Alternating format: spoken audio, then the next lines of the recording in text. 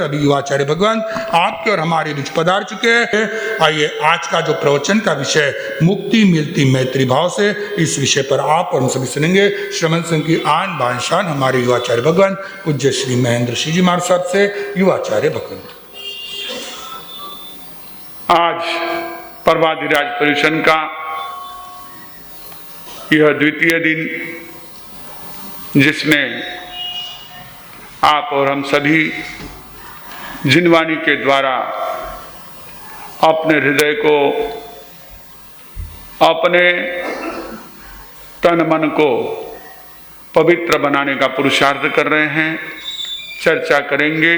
भादो मास सुहानानी आया पर्व पर्युषण आया, भादो मास सुहानानी आया पर्व पर्युषण आया, तन मन ध्यान लगानानी आया पर्व पर्युषण आया, तन मन ध्यान लगानानी आया पर्व पर्युषण आया। सम्यक नीर से अपने मन की मैल सभी अब धो लो, सम्यक नीर से अपने मन की मैल सभी अब धो लो।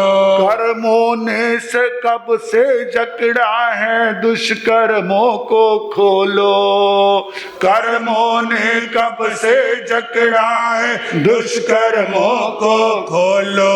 अवसर फिर नहीं आनानी आया पर्व पर्युषण आया, अवसर फिर नहीं आनानी आया पर्व पर्युषण आया। भादो मास सुहानानी आया पर्व पर्युषण आया। चरम तीर्थंकर शासनपति श्रमण भगवान महावीर स्वामी, अरिहंत परमात्मा श्री सिमंदर स्वामी भगवान, परम श्रद्धे परम उपकारी प्रातः स्मरणीय पूज्य गुरुदेव आचार्य भगवान श्री आनंद ऋषि जी महाराज साहब, वर्तमान आचार्य सम्राट आत्मज्ञानी सदगुरुदेव परम श्रद्धे परम वंदनीय डॉक्टर श्री शिव मुनि जी महाराज साहब आदि समस्त ऊर्जा पुरुषों महापुरुषों पूज्य वरों के पावन स्मरण चरण को वंदन नमन। यहाँ विराजे स्नेही सहयोगी संत वृंद, जिनसे आप अंतगढ़ का विवेचन सुन रहे श्री हितेंद्र ऋषि जी महाराज, जो आपको स्पष्ट एवं निरंतर प्रवाह युक्त ऐसे वाणी में अंतगढ़ सूत्र का मूल पाठ सुना रहे श्री धवल ऋषि जी महाराज, और नवदीक्षित श्री महाकृषि जी महाराज, धर्म प्रेमी बंधुओं माता बहनों, जिनके वचन, जिनके सिद्धांत, जिनकी साधना, जिनके संदेश आप और हम सभी के मुक्ति का मार्ग प्रशस्त करते हैं, ऐसे परमपिता परमात्मा तीर्थंकर प्रभु की देशना जिनवाणी के प्रति आप सभी के भीतर में रही आस्था का हार्दिक अभिनंदन। आचारांग सूत्र में एक बहुत ही महत्वपूर्ण सूत्र है, जिसे हम आगम का अमर घोष भी कह सकते हैं। पुरुषा तुममेव तुमम मित्तम किम बहिया मित्तम इच्छसी। हे पुरुष, हे आत्मन, तुम स्वयं अपने मित्र हो, क्यों बाहर से मित्र की इच्छा करते हो। मित्रता ही मुक्ति की राह को प्रशस्त करता है। हम थोड़ा सा व्यवहार में देखें, अगर कोई बीमार पेशेंट डॉक्टर के पास, वैद्य के पास जाता है और वैद्य से, डॉक्टर से यदि अपनी तकलीफ को बतलाता है, उनसे कहता है, तो उस समय यदि डॉक्टर उसके साथ मित्रता का व्यवहार करे तो बीमारी क्या होती है? पहले ही काफी घटने लगती। एक ऑपरेशन भी करता है डॉक्टर, तो भी किस तरह से करता है? शत्रुता से करता है या मित्रता से करता है? उसके मन में होता है कि मैं जितना हो सके उतना कम दर्द में इसको ज्यादा से ज्यादा ठीक कर दूं, इसको राहत पहुंचाऊं। वो उसे दर्द से मुक्त तभी करता है जब वो मित्रता का भाव रखता है। मैत्री ही मुक्ति का कारण बनती है। पेशेंट भी दर्द से मुक्त होता है तो जब उसे मित्रता मिलती है। आज की इकोनॉमी में सबसे महत्वपूर्ण क्या है? Salesmanship, marketing. ये मार्केटिंग किसके बल पर चलती है? मित्रता के बल पर चलती है। जितना आप मित्रता पूर्ण, जितना आप उसके साथ सद्भाव पूर्ण अपने प्रोडक्ट का ऐसा वर्णन करोगे, उतना वो आपके साथ जुड़ जाता है। LIC वाला जो इतनी सारी पॉलिसी उतारता है, इतनी सारे आपके क्लेम को तैयार करता है, इतने प्रीमियम के लिए आपको तैयार करता है, अगर वो मित्रता से ही करता है तो अगर वो वहां पर इस तरह से कठोरता से पेश आए, आपको अगर इस तरह के शब्द बोले कि जो शब्द आपके हृदय को दुखी कर दे, जो आपके हृदय को छेद दे, छिल दे, तो ना तो डॉक्टर के पास जाओगे, ना LIC की पॉलिसी उतारोगे, ना कोई माल खरीदोगे। मित्रता ही आपके हर प्रकार की समस्या का समाधान होता है, बंधन से मुक्ति दिलाता है। और भगवान तो हमारे कहते हैं, खाने में सव्य जीवा खमन तुम्हें, मिट्टी में सव भूयेसु वेरम मज्जम न केनई। ध्यान रखना, आखिरी सूत्र बड़ा महत्वपूर्ण है। मेरा किसी से वैर नहीं, ये भाव अगर आपके मन में आ गया तो आप समझ लेना आपका कदम मुक्ति की ओर 100% बढ़ गया। क्योंकि यही गांठ है जो हमको मुक्त नहीं होने देती है। एक होती है राग की गांठ, एक होती है द्वेष की गांठ, और ये गांठ खुलती है मैत्री से, मित्रता से। मित्रता क्या होती है आप जानते हैं। आपके कई प्रकार के मित्र होंगे, कई सारे मित्र होंगे, कई प्रकार के नहीं, कई सारे मित्र होंगे। छोटे बच्चे से लेकर तो बुजुर्ग तक अनेकों के मित्र होते हैं। लेकिन मित्र वास्तव में कौन होता है? अनुभवी कहते हैं, पापान् निवारयति योजयते हिताय गुह्यं च गुहति गुणान् प्रकटीकरोति द्रव्यावसान समये चलतां न धत्ते सन्मित्र लक्षणमिदं प्रवदन्ति संतः। सच्चे मित्र का ये लक्षण सज्जनों ने, ज्ञानियों ने, मुनियों ने, ऋषियों ने बताया कि पापा निवारयति योजयते हिताय। जो सच्चा मित्र है वो हमको क्या कर देता है? पाप से दूर कर देता है। किसी विचारक ने कहा मित्र किसकी तरह होता है? आईने की तरह। किसकी तरह होता है? आईने की तरह, दर्पण की तरह। As a mirror there a frame. How works mirror, like that works the frame. आईना जब भी आप देखते हो तो आईने में आपको अपनी कमियां नजर आती है। खूबियां तो फिर आप उसको उघाड़ते हो, लेकिन पहले आपको कहीं कोई गड़बड़ है तो नजर आती है। वैसे ही पापान् निवारयति, मित्र वो जो हमको पाप से दूर करे। पाप यानी हमारे जीवन में दुख का जो कारण, उसे पाप कहा गया है। फिर वो कुछ भी कह सकते हो। जो दुख का मूल है वो पाप है, जो तकलीफ का मूल है वो पाप है, जो बीमारी का मूल है वो पाप है, जो हमारे परेशानी का मूल है वो, ऐसा कोई भी कृत्य, ऐसा कोई भी काम जिससे हमको दुख हो, जिससे हमको बीमारी आए, जिससे हमको परेशानी आए, जिससे हमको तकलीफ आए, कष्ट आए, वो सबको क्या कहा है? पाप। पातयति पाप। अब मित्र क्या होता है? ऐसे सारे कामों से रोकता है।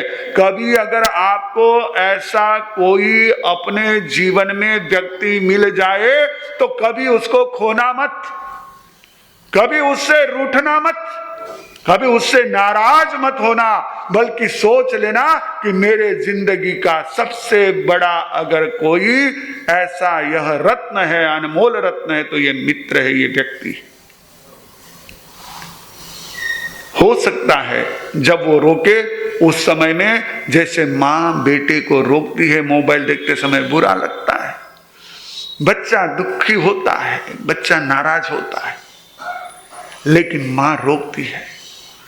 बच्चा अगर पहले समय में जब बच्चे घर में नहीं होते थे और रास्ते पर खेलने के लिए जाते थे तो रास्ते किसके थे? मिट्टी के थे। इतना ट्रैफिक नहीं था, गाड़ियां नहीं थी, मिट्टी के रास्ते हुआ करते थे। और बच्चा अगर मिट्टी में हाथ डाले, मिट्टी को मुंह में डाले, तो मां तुरंत जाकर के उसके मुंह पर हाथ मार के उसके मुंह से, वो रो रहा है, हे कर रहा है, पर मां उसके मुंह से निकाल रही है, क्योंकि वो जानती है ये मिट्टी ही इसको कष्ट देने वाली।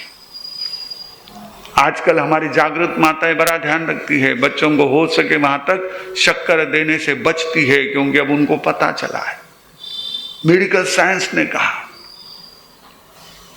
कि जितनी ज्यादा शक्कर का वो कंज्यूम करेंगे, जितनी शक्कर खाएंगे, उतनी उनकी हड्डियां कमजोर होगी, उनके शरीर की पैंक्रियाज आदि की ताकत पर उसका असर होगा, बुरा प्रभाव होगा। रोकते हैं तो वो किस लिए रोकते हैं? मिट्टी खाने से रोका, टॉफी खाने से रोका, मोबाइल देखने से रोका, तो किस लिए रोका? मोबाइल की बैटरी डाउन हो रही इसलिए, डाटा उसका जो है वो खत्म हो रहा है इसलिए नहीं, मोबाइल खराब हो जाएगा नहीं, उसके पीछे हमारा बच्चा, हमारा बालक, उसकी पढ़ाई खराब होगी, उसका मन, उसके विचार, उसके भाव खराब होंगे, उसका शरीर खराब होगा, इसलिए रोकती है। लेकिन कृति तो सामने क्या दिखती है? मोबाइल को रोक रही है, टॉफी खाने से रोक रही है। वैसे ही हमको कई बार लगता है मैं क्या कर रहा था, इससे क्या होता है? और छोटा सा भी हमारे जीवन में रहा हुआ कोई ऐसा गलत काम, वो एक दिन कब बड़ा हो जाएगा नहीं कह सकते।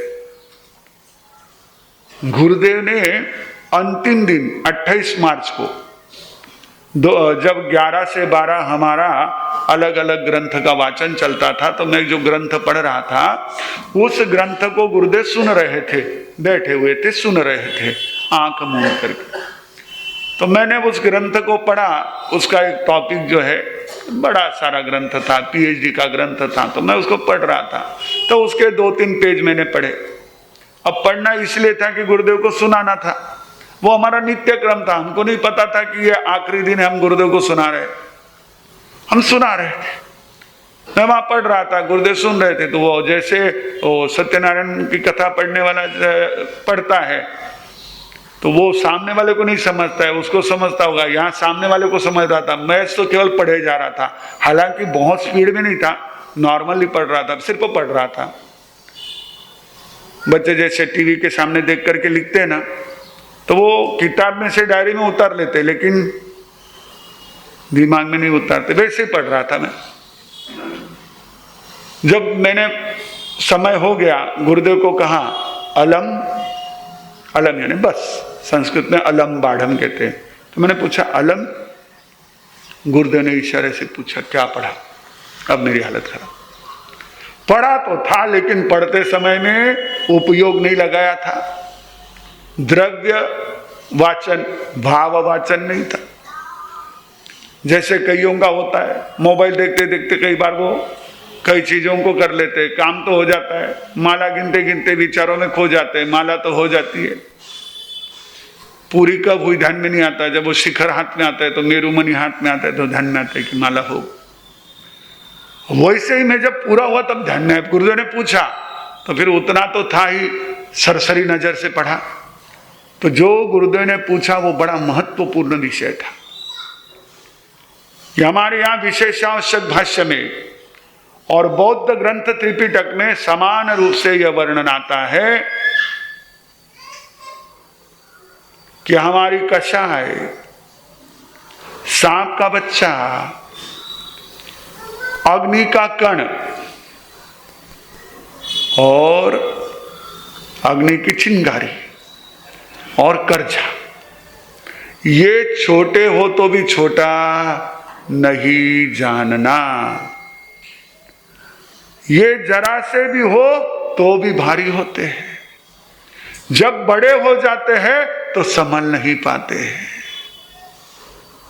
गुरुदेव तो कर्जे के लिए कहते थे। आजकल ये बहुत एक फैशन चल पड़ा है लोगों में, लोन मिल रहा है लेते रहो। कंपनी वाले, बैंक वाले भी काफी अलग अलग आपके सामने लुभावने ये दे देते हैं, कई जने लोन ले लो लोन ले लो। लेकिन गुरुदेव कहते थे कर्जा ऐसा है जो पुरुष को भी नपुंसक बना देता है।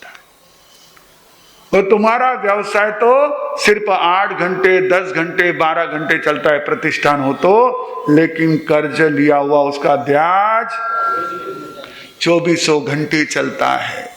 इसलिए कर्ज थोड़ा भी हो तो उस कर्ज को माथे पर नहीं रखना। सांप का बच्चा छोटा भी हो तो भी उसको अपने थैले में डाल के नहीं रखना। अगर अग्नि की चिंगारी छोटी भी हो तो उसको छोटी मान करके उपेक्षा नहीं करना। और हमारे दोष, हमारी कषाये छोटी भी हो तो उनको छोटा नहीं मानना। छोटे रहते तो जो मित्र होता है वो शुरू में ही टोक देता है, अरे भाई ये मत कर, अरे भाई ये मत ले, ये भाई ऐसा ना कर। वो छोड़े में ही रोक लेता है, थोड़ा तो है क्या फर्क पड़ता है, इतना सा तो लिया। अब क्या हो गया है, अब जिनको मित्र कहते हैं, आप लोग जिसको मित्र कहते हो, फ्रेंड कहते हो, वो तो प्रोवोक करते हैं, अरे कुछ नहीं फर्क पड़ता रे, थोड़ा सा ले ले, किसको पता चलने वाला है, क्या तो होगा, इतना सा ले ले, इतना सा ले ले। हाँ जी, वो भी देख रहा है, कोशिश कर रहा है कि आवाज किसकी बड़ी है, उसकी या मेरी। चलो देख लेते हैं। ये हमारे सदाशिव भाई की व्यवस्थाएं ठीक है, साउंड वाले भोरा जी ने अच्छा सिस्टम लगा रखा है, तो आपको आवाज आएगी थोड़ी थोड़ी, वो भी आवाज बीच में रहेगी तो चलने दो, जैसे भी होगा। तो आजकल तो थोड़ा अलग प्रचलन हो गया है, अरे ले ले थोड़ा सा, क्या फर्क पड़ता है। उन्होंने छुड़ा दी अपनी कसम दिलाकर, उन्होंने छुड़ा दी अपनी कसम दिलाकर, यारों ने फिर पिला दी उनकी कसम दिलाकर। ये ऐसे मित्र हो। आजकल ये थोड़ा सा ले ले, क्या फर्क पड़ता है, पर ये थोड़ा ही, ये शुरुआत ही हमारे जीवन में दुख का एक तरह से मार्ग खोल देती है, दुख का राजमार्ग खोल देती है। मुक्ति का राजमार्ग खोलने वाली मित्रता होती है। वो मित्रता उसे थोड़े में ही रोक देती है। गुरु के पास अनेकों शिष्य थे। गुरु ने शिष्यों को कहा, देखो कभी भी कोई भी गलती छोटी भी हो तो भी दुर्लक्ष्य मत करना, उसको सुधार लेना। एक शिष्य ने कहा, गुरु जी क्या फर्क पड़ता है, छोटी मोटी गलती तो चलती रहती है, उसको इतना क्यों ध्यान देना। गुरु जी ने कहा, ठीक है, मैं समय आने पर तुमको बताऊंगा। एक दिन सबको तालाब के किनारे ले गए और वहां पर उनको तैरने के लिए सभी को एक टायर ट्यूब जैसी होती है वैसे प्लास्टिक का ऐसा दे दिया और कहने लगे कि तुम सब जो है ना पानी में थोड़ा सा तैर के आ जाओ। अब सारे तैरने के लिए चले गए। जिस शिष्य ने कहा था उसको भी टायर या वो तुम्बा दे दिया और उसको कहा तुम भी जाओ। अब देखा बाकी सब तो किनारे आ गए वापिस, ये बीच में डूब रहा था, ये नीचे ऊपर हो रहा था। तो उन्होंने दूसरे को भेजा, बोले जाओ ले आओ, उसको पकड़ के ले आए। बोले क्या हुआ, ये सब तो सही ढंग से सुरक्षित बाहर आ गए, तो नीचे ऊपर क्यों हो रहा था। बोले पता नहीं, ये तुम्बा भारी हो गया। देखा तो तुम्बा तो अच्छा था, लेकिन उसमें क्या था, छोटा सा छेद था। उस छेद के कारण उसमें क्या भर गया था, पानी भर गया था, वो भारी हो गया था। गुरु ने कहा देख, छोटा सा छेद भी डुबाने वाला होता है। तो जो मित्र होता है, सच्चा मित्र होता है, वो टोकता है। अगर कोई टोके तो उसको बुरा मत मानो, चाहे वो आपके माता पिता हो, चाहे आपके सास ससुर हो, चाहे आपके बड़े भाई हो, चाहे आपके परिवार का व्यक्ति हो, चाहे वो कोई आपके परिचित हो। अगर कोई आपको किसी गलती पर टोक देता है तो उसको आप अच्छा मानो, थैंक कहो, उसके प्रति अपने मन में एक रिस्पेक्ट रखो, एक ऑनर रखो कि हाँ, इसने समय रहते मुझे रोक लिया। थोड़ा सा उन माता जी को कह दो, वो नीचे के हॉल में चले जाएंगे। माता जी, आपको आवाज आ रही है मेरी वहां पर? थोड़ा इधर आ जाओ, इस हॉल के आगे चले जाओ। हाँ, आपको आवाज आ रही है क्या? हाँ जी, वहां भी आ जाएगी आवाज। तो अगर कोई हमको रोके, हम उसको थैंक यू कहे, धन्यवाद कहे कि अरे उसके कारण से मैं बचा। जैसे अब देखो, मैं अगर यहां से नीचे उतर रहा हूं, सीढ़ी से अगर पांव मेरा थोड़ा सा स्लिप हो जाता है और ऐसे समय में मुझे कोई संभाल लेता है, तो मैंने उसको थैंक यू कहना चाहिए, उसको थप्पड़ मारना चाहिए, क्योंकि उसे गिरते हुए मुझे बचाया। हम लोग अभी चेन्नई जा रहे थे। उस चेन्नई में हम लोग एक जगह पर थे, तो वहाँ पगलिया के लिए गए। अब वो क्या हो रहा था, बिहार की जल्दी थी और लोगों का था हमारे घर पे पगलिया, हमारे घर पे पगलिया। एक दुकान पर पगलिया करके मैं निकला और वहाँ पर जो सीढ़ी थी वो टेम्पररी सीढ़ी लगी हुई थी, ऐसी लकड़ी का ऐसा कुछ ये पीठा रखा हुआ था, चौकी थी, उस पर पाँव रखा तो मेरा एकदम से बैलेंस गया। तो सामने जो व्यक्ति खड़ा था उसने तुरंत ऐसे हाथ लगा दिया, तो मैं संभल गया। मैंने उसको थैंक यू कहा, धन्यवाद कहा, क्योंकि मैं गिरते हुए बच गया, नहीं तो उस समय में कहीं चोट आ सकती थी। अब हम कहेंगे नहीं, बीच में हाथ क्यों डाला, जो चल रहा था चलने देता। ऐसा नहीं होता। आप कहेंगे नहीं नहीं, वहां तो जरूरी था, लेकिन ऐसे थोड़ी होता है जिंदगी। अरे जिंदगी में तो बहुत महत्वपूर्ण होता है। उस भाव के क्षेत्र में रोकने वाला, टोकने वाला बड़ी मुश्किल से मिलता है, क्योंकि आज तो हर जगह खुशामद का जमाना है। सामने वाले को खुश करो, अपना काम निकालो। किसी को कोई नाराज नहीं करना चाहता है, और आजकल हम नाराज भी इतने जल्दी हो जाते हैं कि किसी के मन में एक अच्छी बात भी आ जाए तो कहने से 10 बार रोकता है। लेकिन इसका मतलब आप है ना, परवाना मत ले लेना किसी को कड़वा बोलने का, किसी को स्पष्ट कहने का। मैं सुनने वालों के लिए कह रहा हूं, कहने वालों के नहीं। कहने वाले तो अपनी जबान को थोड़ा सा क्या करे, हाँ, नहीं तो मेरे से पास लेकर के जाएंगे, बोले आज हमारे सामने कह दिया ना, कोई भी टोके तो नाराज नहीं होना, कोई भी रोके तो नाराज नहीं होना। हम तो धड़ाके से बोलते जाएंगे। भाई ध्यान रखो, बोलने के लिए नहीं, हमारे लिए, क्योंकि मित्र वो होता है जो हमको गलती से रोक देता है। पापा निवारयति योजयते हिताय, अच्छे काम के लिए जोड़ देता है।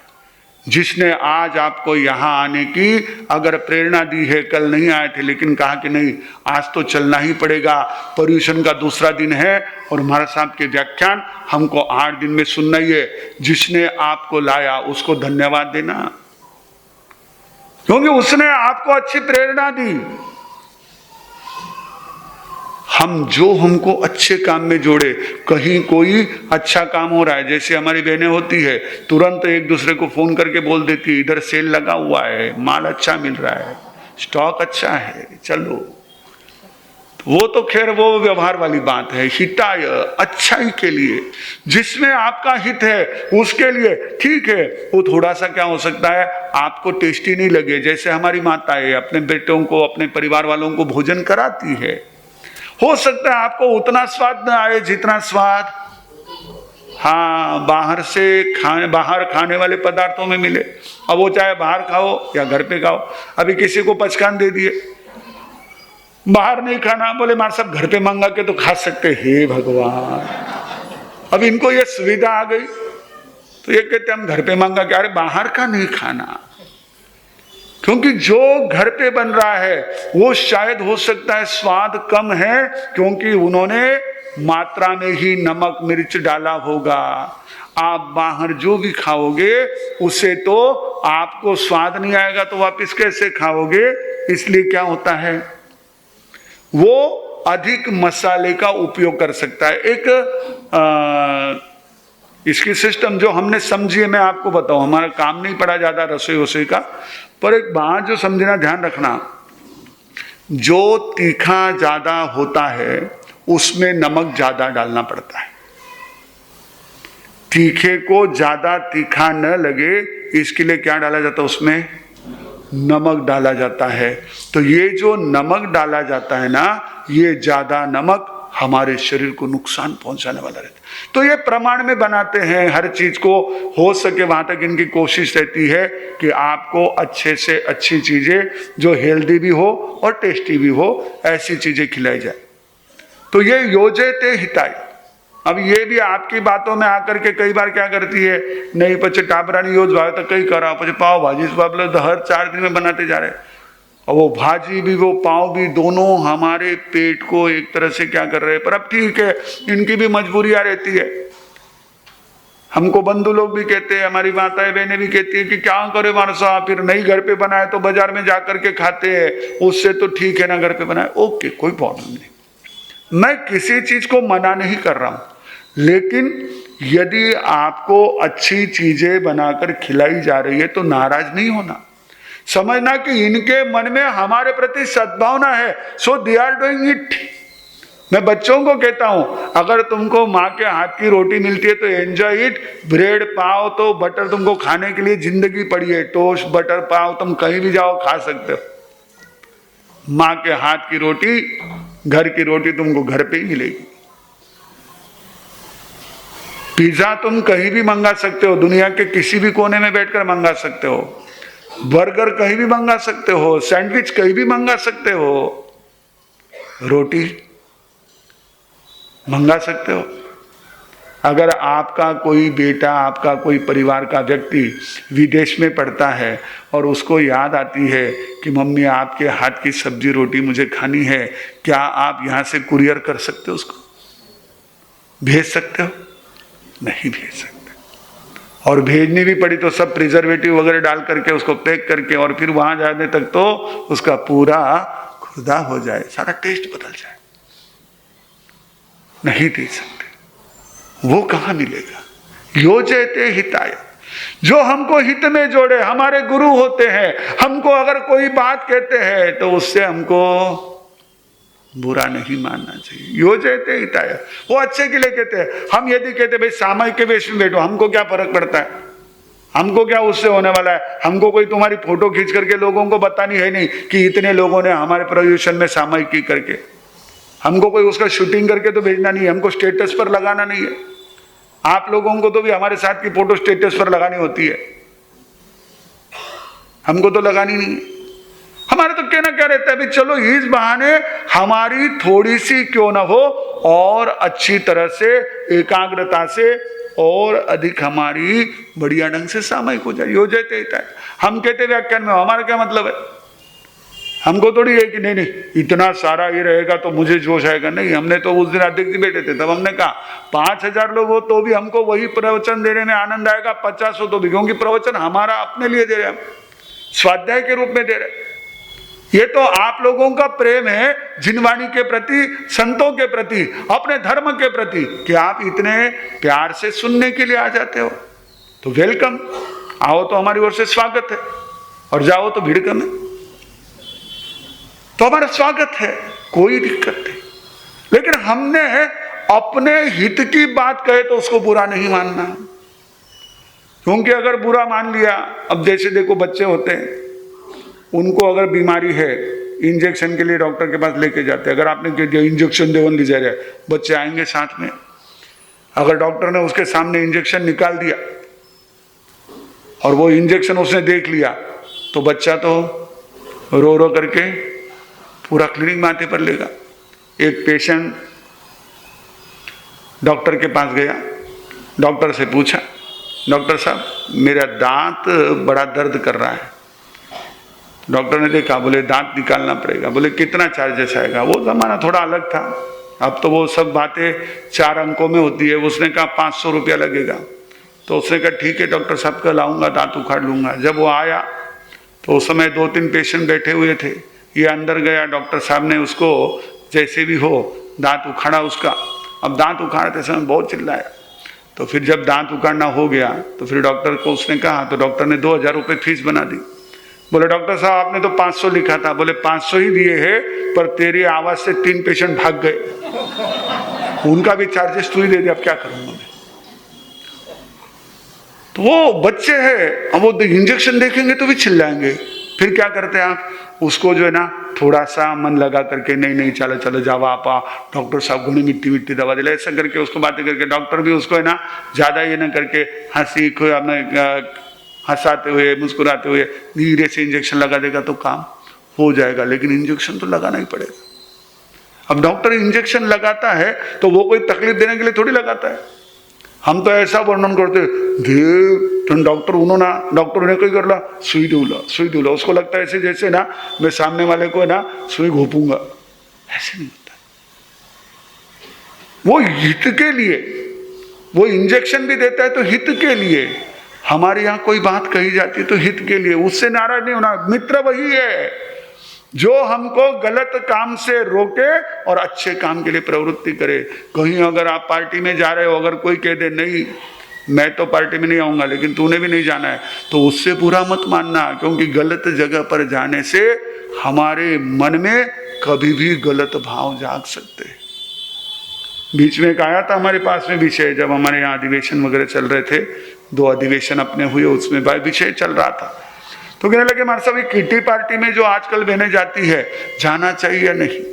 अगर वहां जाकर के आपके जीवन में कहीं कोई ऐसी बुराइयां बढ़ रही है, अगर वहां जाकर के आप गलत चीजों में अगर आगे बढ़ रहे हो तो नहीं जाना चाहिए। स्पष्टता वहां जाकर के आप अगर अपने मन की बात एक दूसरे के साथ में कर रहे हो तो अच्छा है। मित्रों के साथ मिलना बैठना इसमें कोई बुरी बात नहीं है, लेकिन जहां पर कोई ऐसी चीजें हो, क्योंकि आजकल बहुत सारे ऐसे क्या होते हैं, फिर इकट्ठा होकर के हाँ मेरे इतने पैसे लगा दे, मेरे इतने पैसे, इनके पास में भी तो कमी नहीं भाई, फिर इनको भी बताने की तो ये रहती है। अब किसको बताएंगे, अब उनके फ्रेंड्स में बता देते हैं मेरे 10,000 है, मेरे 5,000 है, मेरे 25,000 है, मेरे 50,000 है, इसमें लगा दे उसमें लगा दे, समझता तो कुछ नहीं। हम लोग जिस समय अहमदनगर में थे तो चेन्नई का एक बंदा हमारे पास आया था और वो MCX का गोल्ड का काम करता था, बुलियन का। तो उसने MCX से करता, मैंने कहा कि तेरे MCX में ये वायदा बाजार में पैसा लगाता कौन है? बोले ज्यादातर हमारे परिवारों की, हमारे समाज की जो बहनें होती है, बहुएं होती है, वो ज्यादा से ज्यादा। मैंने कहा उनके, बोले मार साहब उनके पास ही ज्यादा होता है, इनके पास क्या है, ये तो अपना बिजनेस में लगा के खत्म कर रहे हैं। उनके पास तो स्टोर्ड होता है, उनके पास सेव्ड मनी होता है, वो उसी में लगाते। लेकिन जहां कहीं इस तरह से कोई अपने साथ मिलकर के हम गलत राह पर अगर जा रहे हैं, जहां हमारी आदतें, जहां हमारे स्वभाव में खराबी आ रही है, ऐसे अगर कोई रोके तो उसका बुरा नहीं मानना, अच्छी जगह पर जाना। योजते हिताय गुह्यम च गुहति गुणान प्रगति करोति। मित्र वो होता है जो किसी की कोई भी ऐसी रहस्य वाली बात हो तो उसको प्रकट नहीं करता है, वो अपने में रख लेता है, 4 जगह उसका ढिंढोरा नहीं पीटता है। ये ध्यान रख लेना, मित्र वही होता है। कोई भी ऐसी देखो कमियां रहती है, और वो अगर हमको पता भी चल जाए तो जिसके मन में मित्रता का भाव है वो अपने मित्र की कोई भी ऐसी बात हो तो उसको प्रकट नहीं करेगा, उसको वो व्हाट्सएप पर नहीं डालेगा, उसको सोशल प्लेटफॉर्म पर नहीं डालेगा। कई लोगों को आजकल फॉरवर्डिंग में बहुत मजा आता है, कोई भी मैसेज देखते फॉरवर्ड करते। अगर आप अपने उन लोगों के साथ मित्रता रखते हो जिनके बारे में ये गलत बातें है तो उसको फॉरवर्ड ना करो, क्योंकि गुह्यन से हो सकता है सही हो ना, क्या बात है, may be it will be true, लेकिन क्या करोगे उससे, क्या कर लोगे? पर इससे हम अपने मन में रही हुई मित्रता की जो भावना है उसको एक तरह से क्या कर देते हैं, खत्म कर देते हैं। मित्र वो होता है गुह्यम से, उसको पता है ये इसको छुपा नहीं है, ये चीजें प्रकट करने की नहीं है। इनको कहने से होना जाना तो कुछ नहीं है, बल्कि और ज्यादा एक तरह से लोगों के मन में गलत कामों के प्रति उत्सुकता जागेगी, गलत कामों के प्रति उत्साह जागेगा। गुह्यम च गुहति गुणान प्रकटी करो, और अच्छाइयों को प्रकट करो। जो मित्र होगा उसके अच्छाइयों को प्रकट करेगा। हम कई जगह देखते हैं ऐसा, जहां जहां व्यवहार होता है वहां इतना सौहार्दपूर्ण, सौहार्द का अर्थ होता है मित्रता, मित्रता पूर्ण होता है, गुणों को प्रकट करते। आप देखो, कभी सुदामा के चावल खा नटवर हर्षित होते थे, दीनहीन ब्राह्मण के पग को नयन नीर से धोते थे। कभी सुदामा के चावल खा नटवर हर्षित होते थे, दीनहीन ब्राह्मण के पग को नयन नीर से धोते। कितनी बड़ी बात है। उन्होंने क्या देखा? उसकी दरिद्रता को नहीं देखा, उसके फटे पुराने कपड़ों को नहीं देखा, उसके पीछे रहा हुआ जो प्रेम, उसके पीछे रही हुई जो अपनी इतिहास की अतीत काल की यादें, उनको उसने स्मरण किया। अरे ये तो वही सुदामा है जो सांदीपनि के आश्रम में पहले मेरा ख्याल करता था, बाद में अपना ख्याल करता था। कुछ भी खाने को मिले, कहीं भी जाना हो, कहीं भी रहना हो, पहले वो मुझे सामने रखता था, बाद में अपना ख्याल करता था। आज वो सुदामा इतने वर्षों बाद मुझे मिला। मित्रता ये होती है कि उसके उन कपड़ों को भुला दिया और उसके उन गुणों को याद किया। उसने उनके पास रही हुई बाकी सारी चीजों को नहीं देखा जो उसके साथ में सुदामा की पत्नी ने कच्चे पोहे या चावल जो भी हो बांध कर दिए थे, उसको लेकर के लिए झोली को झपट्टा मारा। ये झोली मुझे दे, खाने दे, क्या दिया है भाभी ने, देखने दे। वो शर्मा रहा था, लेकिन उसमें रहा हुआ जो माधुर्य, उसमें रही हुई जो मिठास, उसमें रहा हुआ जो स्वाद, उस स्वाद को उसने आस्वादन किया, ग्रहण किया। ये होता जहां वस्तु से ज्यादा भावों का एक तरह से मूल्य होता है, वह परिवार, वह जीवन, वह व्यक्ति हमेशा प्रसन्न रहता है। वो वस्तु के पीछे भावों को देखता है। आजकल हमारी दृष्टि जो है ना, वो बहुत सी वस्तुओं पर चली गई, और इसी कारण से हमको ये सारे शौक लगे हुए। जो कोई आज भले ही ऑनलाइन हो या शॉपिंग हो, ये सारी चीजों का वो लक्ष्य यही होता है। हमको वो बाहर की बातों का बहुत शौक हो गया। हम उस वस्तु की गुणवत्ता को नहीं देख रहे, क्वालिटी को नहीं देख रहे, हम वस्तु के केवल बाहरी रूप को देख रहे हैं। और मित्रता वहां होती है जहां गुणों का ग्रहण होता है, गुणों का समादर होता है। हम करेंगे उसकी भी चर्चा। लेकिन गुणों को प्रकट करता है प्रभु महावीर ने अपने 5 जन्मों से रहे हुए उस मित्र को 4 जन्म तक रहा। 5वें जन्म में जब अपने सामने आया तो उसे उसके नाम से पुकारते हुए और उसके मन की शंका का समाधान करते हुए उसे क्या दिया? 14 पूर्वों का ज्ञान 3 पद से दे दिया। कैसी मित्रता थी वो! इंद्रभूति गौतम और तीर्थंकर महावीर, इनकी वह जन्मों जन्म की मित्रता, और उसी मित्रता के कारण इंद्रभूति गौतम को ऐसा वह सम्यक्त्व का दान, ऐसे 14 पूर्व के ज्ञान का दान, और जाते जाते निर्वाण को प्राप्त करते करते प्रभु महावीर द्वारा केवल ज्ञान का दान। ये मित्रता होती है। ऐसा दो कुछ कि उसका जीवन ही पलट जाए, उसके जीवन में प्रकाश आ जाए। आपके पास अगर वाणी का सामर्थ्य है तो उसको हौसला दो, आपके पास यदि धन का सामर्थ्य है तो उसको सहयोग दो, आपके पास यदि शरीर का सामर्थ्य है तो उसको सेवा का ऐसा आवश्यकता होने पर साथ दो। ये हमारी मित्रता होती।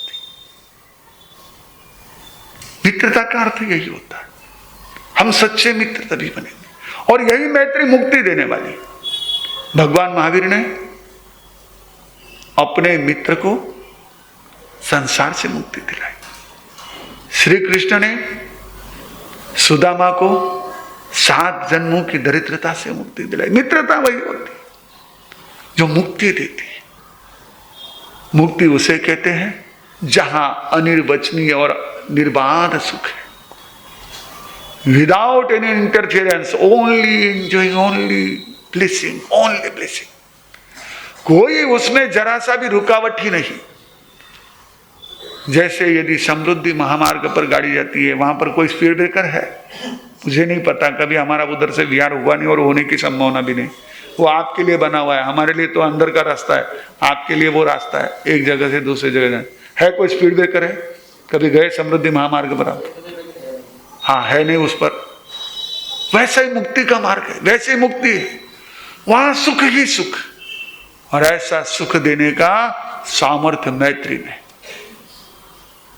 यदि ऐसा मित्र मिल जाए या ऐसी मित्रता हमारी हो जाए ना, आप समझ लेना 100% हम आगे बढ़ सकते हैं।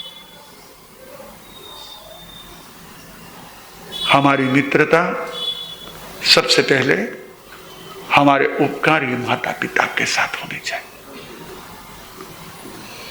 आजकल हम बहुत से मित्रों को ढूंढ लेते हैं, लेकिन पहले मित्र तो वही है, वो हमारे, हम उनके। क्योंकि एक हाथ से ताली नहीं बजती। केवल एक तरफा ही चलते रहे तो कहीं ना कहीं जाकर के फिर वो रास्ता रुक जाता है। हम लोग जहां कहीं भी जाते हैं, अगर नया रास्ता हो और साथ में कोई लोकल व्यक्ति हमारे न हो जो हमको बिहार में बता सके, तो हम आगे रास्ता सही जगह जा रहा है इसका कंफर्मेशन उधर से आने वाली गाड़ी से लेते हैं कि उधर से गाड़ी आ रही, मतलब इधर से जाने का रास्ता है। वैसे ही मित्रता होती है। लेकिन पहले हमारे माता पिता, कितना उन्होंने हमारे हित का चिंतन किया, कितना हमारे हित का विचार किया, हम भूल जाते हैं इसको। हमको कितनी जगह उन्होंने टोका रोका, फिर हम जैसे जैसे ज्यादा समझदार होते हैं, समझदार तो जन्म से ही रहते हैं, लेकिन ज्यादा समझदार हो जाते हैं। 4 किताबें पढ़ लिख करके, 1 डिग्री हासिल करके हम अपने आप को काफी बुद्धिमान, काफी इंटेलिजेंट मानने लग जाते हैं। लेकिन वो जो माता पिता है, उन्होंने तो उस समय से हमारी संभाल की। They cared for us from that time when we can't understand our anything. कुछ नहीं समझते थे, कुछ नहीं। ना हमको अपनी करवट फेरना समझता था, ना हमारी आवश्यकताएं समझती थी। भूख लगी इतना समझता था, पर भूख लगने पर क्या चाहिए हमको नहीं समझता था। क्या करते थे फिर?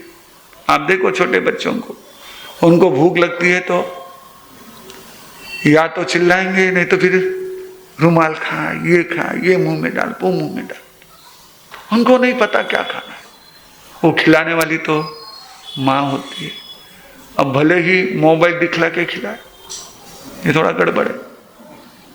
बिना मोबाइल दिखा के जो माँ बाप अपने बच्चों को खिलाती है, मैं उनको बहुत बहुत धन्यवाद दूंगा। और उनसे मैं कहूंगा कि एक आध कोर्स वो ले ले हमारे यहाँ पर, कि बिना मोबाइल सामने रखे भी बच्चे को खिलाया जा सकता है और बच्चा खाता है।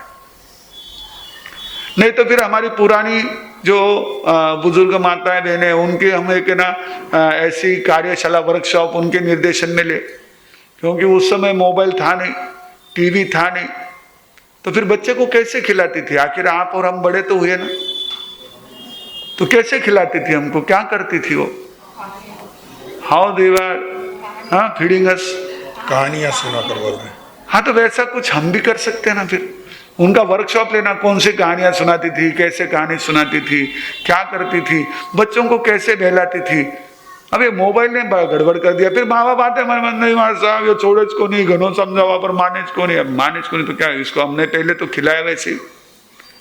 इसको अब आदत ही वो लगी कि मेरे गले के नीचे भोजन जो है वो मोबाइल सामने होता ही उतरता है, उसको समझ ये हो गई। वो बकरी थी ना, तो वो बकरी राजा के दरबार में लेकर गए। अब वो वहां राजा के दरबार में उसके सामने हरी हरी घास डाली, मुंह डाले नहीं वो। राजा साहब ने पुरस्कार दे दिया उसके मालिक को, क्योंकि उन्होंने बहुत दिनों से प्रयास किया था, साल भर से कोशिश की थी कि हरी घास में अगर बकरी मुंह नहीं डाले तो उसको 1000 सोने की मोहर, उसको इनाम दे दिया। फिर उसको पूछा मालिक को कि कैसे ये संभव हुआ, ये बकरी है ना, इसके सामने हरा घास रखा था, खाया नहीं। बोले इसको मैंने हमेशा पिछले 1 महीने से जब भी हरा घास में मुंह डालती तो डंडा मारता था, तो ये हरी घास में मुंह डालने से पहले मेरी तरफ देखती, मेरा डंडा हाथ में ही था, इसलिए हरी घास में मुंह नहीं डाला, इसने छोड़ दिया तभी लाया आपके पास। तो हमने आदत लगाई मोबाइल देख करके खाने की। अब वो मोबाइल ना हो तो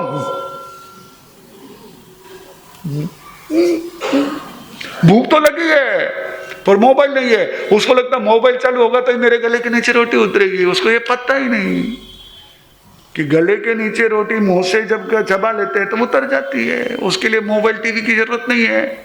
और ये कम हो तो हमारे पिताजी जो है बच्चों के वो आदर्श सामने रखते हैं कि तेरे मम्मी के हाथ का बना हुआ खाना जो है वो टीवी के सामने खाया जा सकता है, बाकी तो गले के नीचे उतरता नहीं। इनका आदर्श भी बच्चों के सामने आता है। फिर बच्चे देखते हैं कि पापा को भी जब टीवी के बिना गले के नीचे खाना नहीं उतरता है तो मेरे गले के नीचे क्यों उतरे। एक बड़ी आज की समस्या है। मुझे याद है हमारे पिताजी हमको साथ में लेकर बैठते थे, देख बेटा कैसी सब्जी बनी है, देख इसको छूरता हूँ, गट्टा बनाता हूँ, इसमें घी डालेंगे, चावल डालेंगे, काला बनाएंगे और फिर खाएंगे तो कितना अच्छा लगता है। फिर हम भी खाते थे। कभी ऐसा बच्चों को खिलाते हो? कभी माया ऐसे कोशिश करती है ले खाए करो। उससे तो ज्यादा अच्छा आप अपने पेट्स को खिलाते हो, उसको बड़े प्यार से। स्पेशली शौक हो गए। मैं बीच में ना वो अभी हमारे परिचित आए थे, तो उसकी बेटी जवाई जो है वो विदेश गए।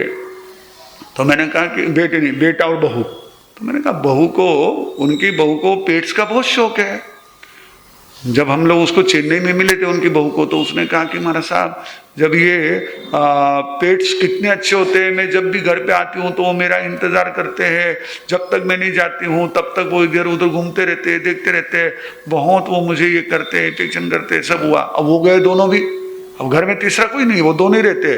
उसके सास ससुर अलग रहते, वो अलग रहते, बेटा वो। मैंने कहा क्या? बोले उसको पेट हाउस में रख करके गए।